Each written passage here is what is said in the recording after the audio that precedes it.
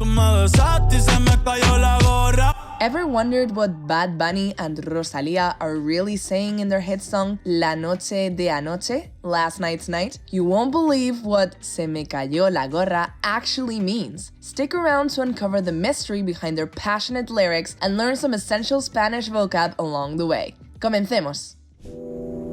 Yo sé que esto no volverá a pasar. Yo sé que esto no volverá a pasar. No volverá a pasar means won't happen again. Volverá comes from the verb volver, which means to return or to go back. It's conjugated in the third person singular. A pasar means to happen. So while no volverá a pasar literally translates to it won't return again, it's a fixed phrase that always means won't happen again. One of the many uses of this phrase is to ask for forgiveness. For example, lo siento mucho. Prometo que no volverá a pasar. This line reflects the fleeting nature of the romance, which they insist won't be repeated. Pero si volviera a pasar. Pero si volviera a pasar, si in this sentence means if. The si in this sentence is a conjunction. It's used to express a hypothesis or a condition. For example, si cantas tan bajo, no oigo nada. Si with an accent can mean two things. It can mean yes, or it can mean itself, or oneself. For example, no se conoce a sí mismo. In Spanish, we use sí as oneself when talking about things happening to yourself or between people. Here, Rosalía is hinting that she thinks last night's night might happen again. Sé que sería tu debilidad. Sé que sería tu debilidad. Debilidad here means weakness. It comes from the word debil, which means weak, and funnily enough has nothing to do with the devil. In Spanish, debilidad is a noun that can refer to a physical, emotional, or moral weakness. For example, el chocolate es su debilidad cuando está a dieta. In this line, Rosalía feels sassy and a bit superior, saying that if they ever hook up again, it would be because he's too weak to control himself. Porque la noche de anoche fue. Porque la noche de anoche fue. Porque here means because. When porque is written in one word and without an accent, it always means because. Another example is porque te quiero. Here, anoche means last night. Anoche comes from the word noche, which means night. People use anoche as an abbreviation of the phrase ayer por la noche, yesterday during nighttime. It refers to events that happened the night before. For example, anoche no dormí en casa. Algo que yo no puedo explicar. Algo que yo no puedo explicar. Here, algo que means something that. Algo means something, while que means that. Yo no puedo explicar means I can't explain, so the phrase algo que yo no puedo explicar is often used when someone feels an emotion or experiences something that is difficult to put into words. In Spanish, it's common to use yo for emphasis, but it's not always necessary. So, you could say algo que no puedo explicar, and the meaning wouldn't change.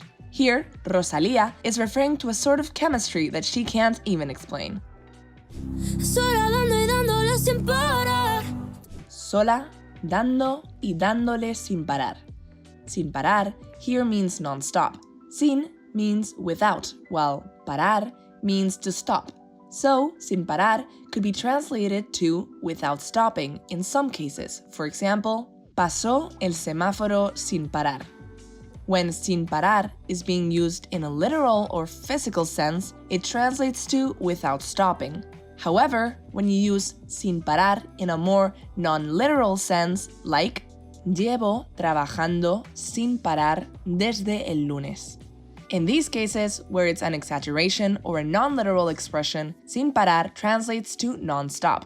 Here, Rosalía is reminiscing about an intense night she had. Tú me decías que morías por mí. Tú me decías que morías por mí. Que, in this sentence, is omitted in the English version. Why? Que, without an accent, generally means that.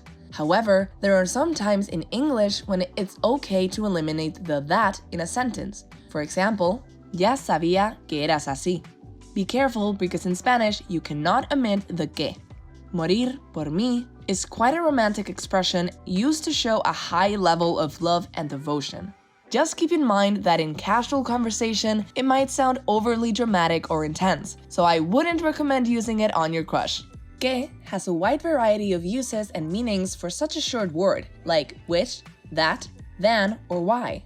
Each meaning that que takes depends on the context where this word is used, and the best way to learn the different meanings of que is by hearing it being used in multiple situations. So let's watch some examples. No voy a llorar y decir que no merezco esto. If we click on que on these interactive subtitles, we'll see that in this context, the que means that too, and it could even be omitted as well in its English translation.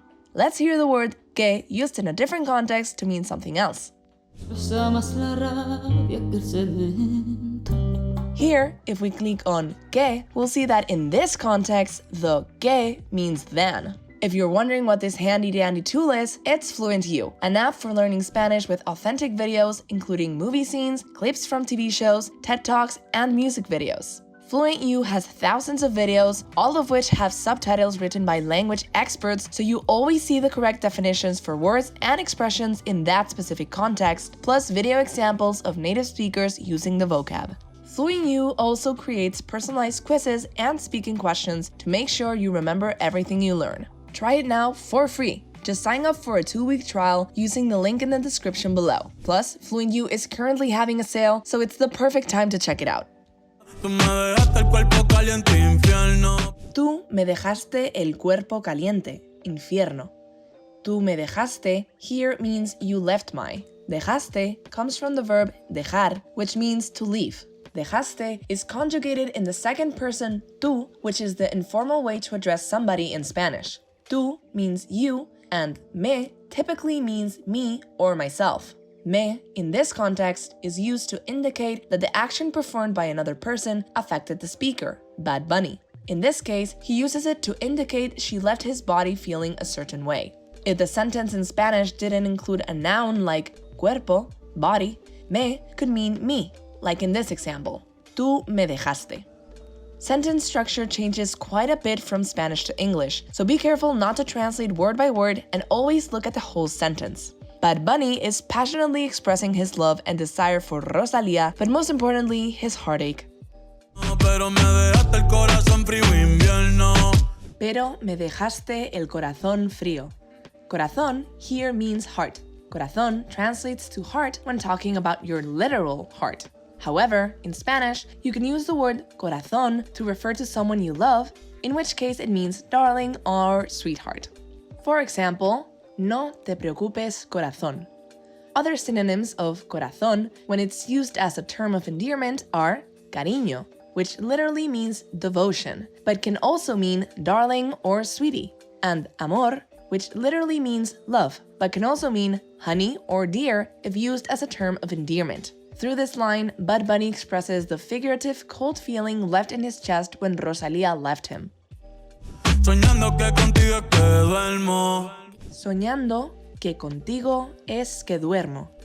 As we've seen before, que means that, which we usually omit in English. Contigo means with you, so a literal translation of que contigo would be that with you. However, if we look at the full line, soñando que contigo es que duermo, a more natural English translation would be dreaming that it's with you I'm sleeping with. In Spanish, using que twice in a sentence like que contigo es que sueño is a common way to emphasize a statement. In this line, Bad Bunny confesses that he can't stop thinking about her, even in his dreams. Dime, papi. Dime, mami. Dime, papi. Dime, mami. Papi here means daddy. Papi is an informal, affectionate term for dad, and mami is the female counterpart for mom or mommy. In this context, Rosalía and Bad Bunny are using papi and mami as terms of endearment between romantic partners, since this is a common way for couples or close friends to talk to each other in Spanish-speaking cultures. Dime here means tell me. Dime comes from the verb decir, which means to tell or to say. Dime is conjugated in the second person singular tú.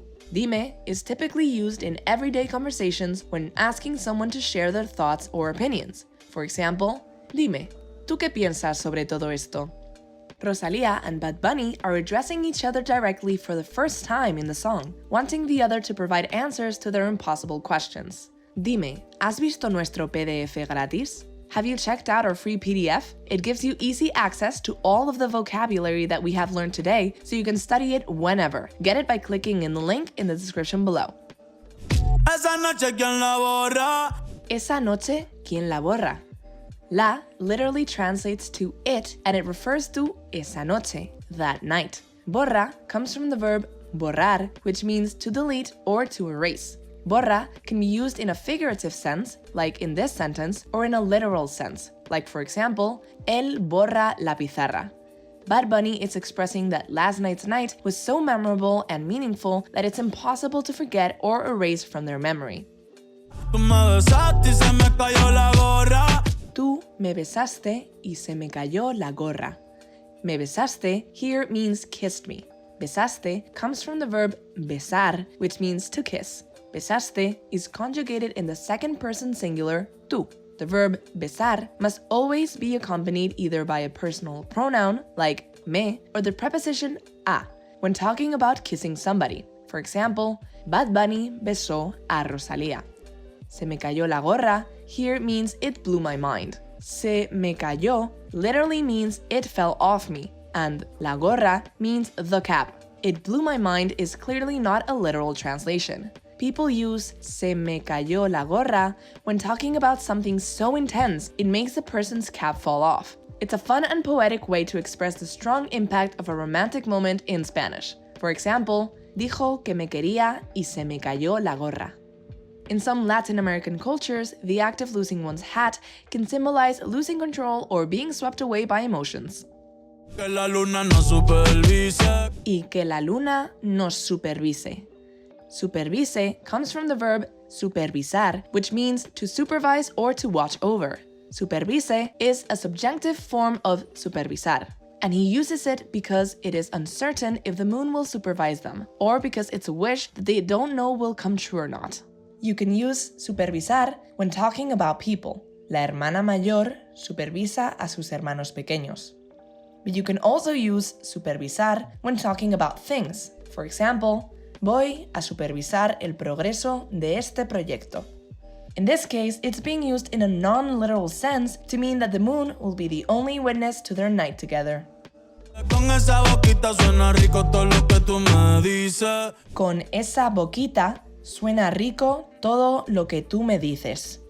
Boquita here means little mouth. Boquita is the diminutive of the word boca, which means mouth. In Spanish, we love using the diminutive adding ito or ita at the end of the word. However, it doesn't necessarily mean you're referring to something small. The diminutive is also very commonly used to express something is cute or adorable. For example, mira las orejitas de Dumbo. You often also use the diminutive with names to express affection or to refer to someone younger than you are in a very informal manner. Bad Bunny is not actually saying Rosalía has a little mouth, he's saying that it's a cute mouth. Todo lo que tú here means everything you. Todo means everything, lo que means what or that, which can be omitted in English, and tú means you. Bad Bunny is saying that every word Rosalía says sounds rico, good. Dadle al botoncito de suscribir. Click on the subscribe button so you don't miss any of our upcoming videos, like Learn Spanish with Movies. Y yo juntos creando un imperio. Tú y yo juntos creando un imperio. Why does tú have an accent? Tú with an accent is a personal pronoun and it means you. For example, tú eres mi amiga. While tú without an accent is a possessive adjective which means your. For example, tu pelo es precioso. Remember that in Spanish, tú is the informal way to say you, which implies a close relationship between our two singers. Esos ojitos tienen un misterio. Esos ojitos tienen un misterio. Here we have another example of the diminutive in Spanish being used to express affection rather than in a literal sense. Ojitos is the diminutive of the word ojos, which means eyes. When Bad Bunny says ojitos, it literally means little eyes, but we know that he actually means beautiful eyes or cute eyes. As I said before, the use of diminutive is common in Spanish-speaking cultures to express endearment. Here, Bad Bunny is referring to Rosalía's captivating and mysterious gaze. Pero al final nada de lo nuestro fue en serio. Pero al final, nada de lo nuestro fue en serio. Nuestro literally means our, while lo translates to stuff or things, since it's in its possessive form. So, lo nuestro literally means our thing. However, when talking about romantic relationships, a more natural translation is something between us. En serio here means serious. When used by itself to express surprise or disbelief, en serio means seriously. For example, ¿qué? ¿En serio? However, when you use en serio to describe something or a situation, it translates to serious. For example, lo digo en serio. Here, Bad Bunny is saying that what they had wasn't real. Y ya me ha pasado que me han ilusionado. Y ya me ha pasado que me han ilusionado. Ilusionado here means given me hope. Ilusionado is an abbreviation of ilusionado, which comes from the verb ilusionar, meaning to excite or to give hope. Ilusionado can also be used as an adjective to mean eager or excited. For example, estoy muy ilusionado. In very informal Spanish, it's common to drop the D in nouns, adjectives, and verbs that end with ado, like pasao, emocionado, or aficionado. Bad Bunny is saying that it's not the first time someone's led him on.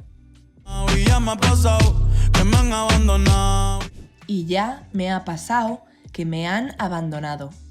Ha pasado here means already happened. This line is a parallel to the previous line, and only the ending is changed. Like I said, pasado is pasado, but colloquially you drop the D. In this case, pasado comes from the verb pasar, which means to happen.